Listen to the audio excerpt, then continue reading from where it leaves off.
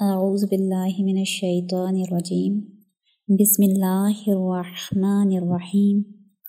ربی اشرح لی صدری ویسر لی امری واحلل عقدۃ من لسانی یفقہوا قولی۔ ہماری آج کی سورہ ہے سورہ انبیاء۔ یہ مکی سورہ ہے اور اس کی 112 آیات ہیں۔ انبیاء نبی کی جمع ہے اور نبی کا لفظ نبا سے نکلا ہے۔ نبا کا مطلب ہوتا ہے انفارمیشن یا خبر، اور انفارمیشن دینے والے کو نبی کہتے ہیں، یعنی خبر دینے والا۔ نبی اور رسول میں ایک فرق ہوتا ہے کہ نبی جو ہے یہ اللہ کی طرف سے صرف خبر پہنچانے والے کو کہتے ہیں، اور رسول جو ہے یہ ایک آفیشیل ڈیزگنیشن ہے۔ رسول کا مطلب ہے میسج پہنچانے والا، یعنی اللہ تعالیٰ کی طرف سے کتاب یا صحیفے کی شکل میں جو احکامات اور شریعت نازل ہوتی ہے اس کو لوگوں تک پہنچانے والا اور ایک نظام قائم کرنے والا رسول کہلاتا ہے۔ یعنی اپیرنٹلی رسول کی جو ڈیزگنیشن ہے یہ نبی سے زیادہ بلند اور افضل ہوتی ہے، اور رسول کو قتل نہیں کیا جا سکتا۔ جبکہ بنی اسرائیل بہت سارے انبیاء کو قتل کرتے رہے، قرآن میں بھی اس بات کا ذکر آتا ہے، لیکن رسول کو قتل نہیں کیا جا سکتا۔ یہی وجہ ہے کہ جب انہوں نے حضرت عیسیٰ کو قتل کرنے کا پروگرام بنایا تھا، سازش کی تھی، تو اللہ تعالیٰ نے حضرت عیسیٰ کو اپنی حفاظت میں اوپر آسمانوں پہ اٹھا لیا، یعنی وہ انہیں قتل نہیں کر سکے، اور اس بات کی گواہی قرآن میں بھی ملتی ہے۔ اور ٹوٹل جتنے انبیاء رسول 1,24,000 کے قریب ان کا کاؤنٹ ہے، اس میں سے تقریباً 300 کے قریب رسول تھے، باقی سارے انبیاء تھے۔ اور اس سورہ کا نام انبیاء اس لیے ہے کیونکہ اس میں مختلف نبیوں کے قصے بیان کیے گئے ہیں، اور غالباً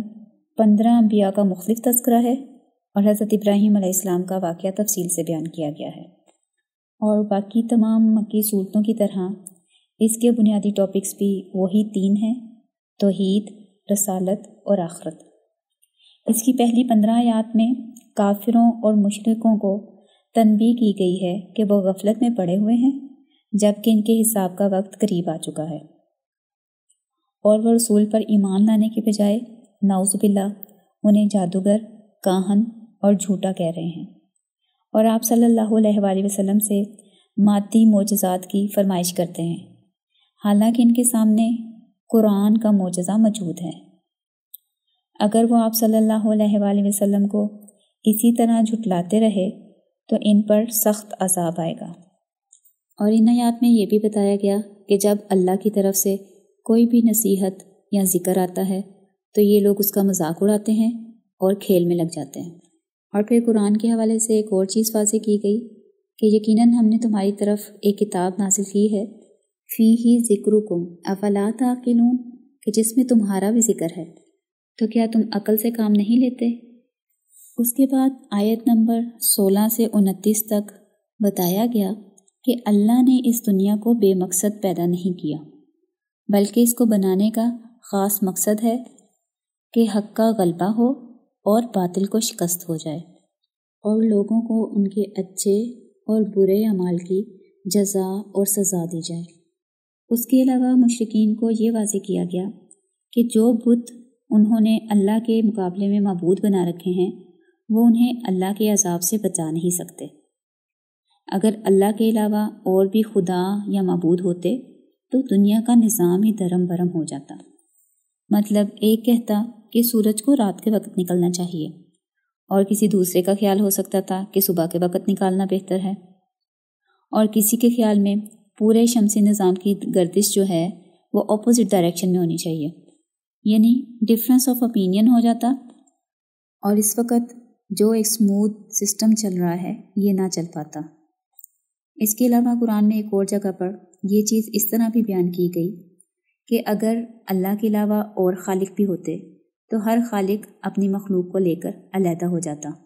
جیسے ہوتا نا گھر میں جب بھائیوں کی لوگوں کی شادیاں ہوتی ہیں تو ہر کوئی اپنی فیملی کو لے کر سیپریٹ ہو جاتا ہے تاکہ وہ اپنے حساب سے اپنے گھر کا نظام چلا سکے۔ اس کے علاوہ ویسے بھی زیادہ اختیار حاصل کرنے کے چکر میں پھر وہ معبود آپس میں جھگڑا اور جنگ کرتے، اس کے بھی چانسز تھے، جیسے آج کل دنیا میں ہوتا ہے کہ زیادہ سے زیادہ قوت حاصل کرنے کے لیے لوگ دوسروں پر جنگ مسلط کر دیتے ہیں۔ تو یہ دنیا کا نظام اس بات کی گواہی ہے کہ صرف اللہ ایک ہی ہے اور وہی معبود برحق ہے، وہی خالق ہے اور مالک ہے، اور کائنات کی ہر چیز کو وہی سنبھالے ہوئے ہے۔ اس کے بعد فرشتوں کے حوالے سے کلیئر کیا گیا کہ وہ اللہ کی بیٹیاں نہیں بلکہ اس کے معزز بندے ہیں جو اس کے احکامات کی تعمیل کرتے ہیں، اور اگر کوئی فرشتہ بھی اللہ کی نافرمانی کرے گا تو اللہ اسے بھی جہنم میں ڈالنے پر قادر ہیں۔ اس کے بعد آیت نمبر 30 سے 33 تک معجزے طلب کرنے والوں کو جواب دیا گیا ہے کہ جب کائنات کی ہر چیز اللہ کے رب ہونے کی گواہی دے رہی ہے تو ایسی صورتحال میں مزید معجزات کا مطالبہ بے بنیاد ہے۔ اس کے بعد آیت نمبر 34 سے 43 تک ان لوگوں کو عذاب سے ڈرایا گیا ہے جو نبی صلی اللہ علیہ وآلہ وسلم کی نبوت پر اس لیے شک کرتے ہیں کہ وہ بھی ان کی طرح ایک عام انسان ہیں، یعنی کوئی بادشاہ یا سردار نہیں ہے۔ اور پھر کافروں کے حوالے سے نبی صلی اللہ علیہ وآلہ وسلم کو تسلی دی گئی کہ آپ سے پہلے بھی رسولوں کے ساتھ اسی طرح کا رویہ لوگوں نے اختیار کیا، ان کا بھی مذاق اڑایا گیا، تو بس آپ پریشان نہ ہوں، ان کافروں کا انجام آگ ہے، اور جب انہیں آگ میں ڈالا جائے گا تو یہ اپنے چہروں کو آگ سے بچا نہیں سکیں گے، بلکہ ان کے بنائے ہوئے جھوٹے معبود بھی انہیں اللہ کے عذاب سے بچا نہیں سکیں گے۔ اور یہاں پہ ایک اور بات بھی واضح کی گئی کہ ہر جان کو موت کا ذائقہ چکھنا ہے، اور ہم انہیں برے اور اچھے حالات کے ذریعے آزماتے رہیں گے، آخر انہیں ہماری ہی طرف لوٹ کر آنا ہے۔ اور آپ سے پہلے بھی ہم نے کسی انسان کو ایسا نہیں بنایا تھا کہ وہ ہمیشہ زندہ رہے، تو بھلا اگر آپ کو موت آ جائے گی تو کیا یہ لوگ ہمیشہ رہنے والے ہیں؟ اور قرآن میں مختلف جگہ پر یہ جملہ آتا ہے کہ ہر جان کو موت کا ذائقہ چکھنا ہے۔ موت کا بھی کوئی ٹیسٹ ہوگا؟ جی بالکل، جیسے انسان کے اعمال ہوں گے ویسا ہی موت کا ذائقہ وہ محسوس کرے گا۔ مثال کے طور پر آپ جو کھانا بناتے ہیں، کوئی چاول بنائے، سالن بنایا، تو اس میں آپ نے جو کچھ ڈالا ہے اسی کا ٹیسٹ آئے گا۔ اگر آپ نے اس میں چکن ڈالا ہے تو چکن کا ٹیسٹ آئے گا، اگر مرچیں ڈالی ہیں تو مرچیں لگیں گی، اگر کچھ میٹھا بنایا ہے تو چینی ڈالیں گی، چینی کا ٹیسٹ آئے گا۔ تو اسی طرح آپ اپنی زندگی میں جو اعمال کریں گی انہی اعمال کے اکارڈنگلی آپ کو موت کا ٹیسٹ آئے گا۔ اگر اچھے اعمال کیے ہوں گے تو موت کا ٹیسٹ اچھا ہوگا، اگر اللہ کی نافرمانی کی ہوگی، برے کام کیے ہوں گے تو موت کا ٹیسٹ اتنا ہی کڑوا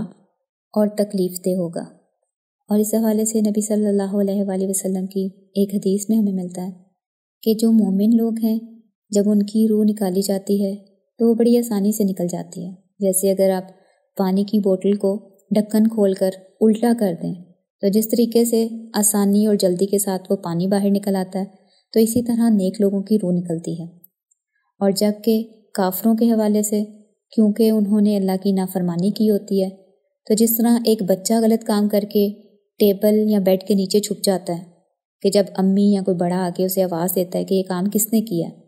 تو اس وقت وہ ٹیبل سے یا بیڈ سے باہر نہیں آتا، اس کو کھینچ کے باہر نکالنا پڑتا ہے کیونکہ اسے پتہ ہوتا ہے کہ اس نے غلط کام کیا۔ تو بالکل اسی طرح کافر اور نافرمان انسان کی روح بھی اس کے جسم میں چھپ جاتی ہے، چھپنے کی کوشش کرتی ہے، تو پھر فرشتے اسے کھینچ کر باہر نکالتے ہیں اور وہ بڑا تکلیف دہ عمل ہوتا ہے۔ اس حوالے سے نبی صلی اللہ علیہ وآلہ وسلم کی جو ڈسکرپشن ہے وہ اس طرح ہے کہ جیسے گیلا کپڑا کانٹے دار جھاڑی پر ڈال کر اسے کھینچا جائے، جو اس کا حال ہوتا ہے اسی طرح ایک نافرمان انسان کی روح کا حال ہوتا ہے۔ اللہ تعالی ہمیں محفوظ رکھے اپنی نافرمانیوں سے اور برے وقت سے، اور ایمان کی حالت میں اس دنیا سے اٹھائے، آمین۔ اس کے بعد نیکسٹ آیات 44 سے 47 تک کفار کو واضح کیا گیا کہ جس دعوت حق کو روکنے کے لیے وہ ایڑی چوٹی کا زور لگا رہے ہیں، یہ دعوت ضرور کامیاب ہوگی اور پوری دنیا پر چھا جائے گی، کوئی اسے روک نہیں سکتا، یہ اللہ کا اٹل فیصلہ ہے۔ اور پھر آیت نمبر 48 سے 77 تک مکہ کے کافروں کو خبردار کرنے کے لیے کچھ انبیاء کی دعوت کا ذکر کیا گیا، اور پھر انہیں جھٹلانے والوں کا انجام بیان کیا گیا۔ اس کے بعد آیت نمبر 78 سے 86 میں مزید صابر اور شاکر نبیوں کا تذکرہ ہے، اور ان کے ذریعے رسول صلی اللہ علیہ وآلہ وسلم اور مومنوں کو تسلی دی گئی ہے کہ اگر وہ بھی ان انبیاء کی طرح صبر اور شکر سے کام لیں گے تو اللہ انہیں بھی کامیابی سے ہمکنار کرے گا۔ پھر آیت نمبر 87 سے 91 تک کچھ اسپیسیفک انبیاء کا بتایا گیا کہ جن کی اللہ نے خاص مدد فرمائی، جیسے حضرت یونس علیہ السلام،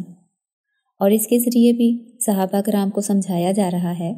کہ اللہ اپنے بندوں کی ہر حال میں مدد کرتا ہے اور کبھی انہیں تنہا نہیں چھوڑتا۔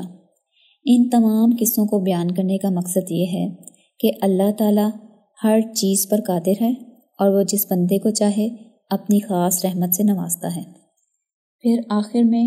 آیت نمبر 92 سے 112 تک رسول صلی اللہ علیہ وآلہ وسلم اور ان کے ساتھیوں کو خطاب کر کے بتایا جا رہا ہے کہ تم اللہ کے دین اور اس کے رسولوں کے بتائے ہوئے راستے پر چلتے رہو، اور جن لوگوں نے اختلاف کر کے فرقے بنا لیے ان کا معاملہ اللہ کے ذمہ ہے۔ آخرت کی کامیابی اللہ کے فرما بردار بندوں کے لیے ہے، اور اللہ نے محمد صلی اللہ علیہ وآلہ وسلم کو تمام جہانوں کے لیے رحمت بنا کر بھیجا ہے،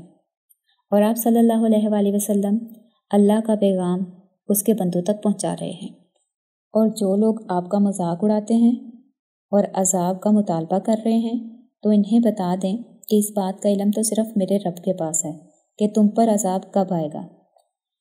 میرا کام تو صرف اس کا پیغام پہنچا دینا ہے کہ تم سب کا معبود ایک ہی ہے اور تم اسی پر ایمان لاؤ۔ اور سورہ کے آخر میں نبی صلی اللہ علیہ وآلہ وسلم کو یہ دعا سکھائی گئی کہ آپ کہہ دیں، اے میرے رب، اب تو میرے اور میرے مخالفوں کے درمیان حق کا فیصلہ فرما دے۔ تو ہمارا رب ہے، رحمان ہے، اور ان کی باتوں پر تو ہی مدد کرنے والا ہے۔ اس کے ساتھ ہی ہماری سورہ انبیاء کمپلیٹ ہوتی ہے۔ سبحانک اللہم و بحمدک نشہد ان لا الہ الا انت ونستغفرک ونتوب الیک۔